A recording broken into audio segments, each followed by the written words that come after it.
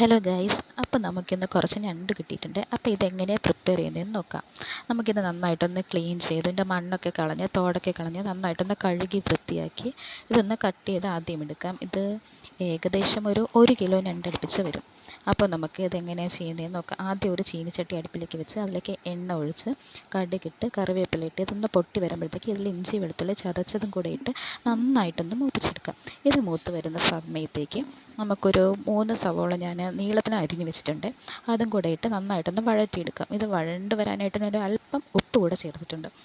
ഇത് നന്നായിട്ടൊന്ന് വഴണ്ട് ഒരു ഗോൾഡൻ കളറായി വരുമ്പോഴത്തേക്ക് ഞാനിതിലേക്ക് ഒരു തക്കാളി നീളത്തിലരിഞ്ഞത് അതും കൂടെ ഇട്ട് നന്നായിട്ടൊന്ന് വഴറ്റി അതിൻ്റെ ഒരു പച്ചമണമൊക്കെ ഒന്ന് മാറി നന്നായിട്ടൊന്ന് വഴണ്ട് വരുമ്പോഴത്തേക്കും അതിലേക്ക് പൊടികളായിട്ടുള്ള മഞ്ഞൾപ്പൊടി, മല്ലിപ്പൊടി, മുളക് പൊടി, കുരുമുളക് പൊടി ഇത്ര ഇട്ട് നന്നായിട്ടൊന്ന് മൂപ്പിച്ചെടുത്ത് അതിലേക്ക് ഒരല്പം വെള്ളം ഒഴിച്ച് പിന്നെ നമ്മുടെ ഈ ഞണ്ടില്ലേ ഈ ഞണ്ടും കൂടെ അതിലിട്ട് നന്നായിട്ടൊന്ന് മിക്സ് ചെയ്ത് അതൊന്ന് തിളച്ച് വരുമ്പോഴത്തേക്കും ഞാൻ അതിലേക്ക് പെരുംജീരക പൊടി കൂടെ ഇട്ട് കൊടുത്തിട്ടുണ്ട്.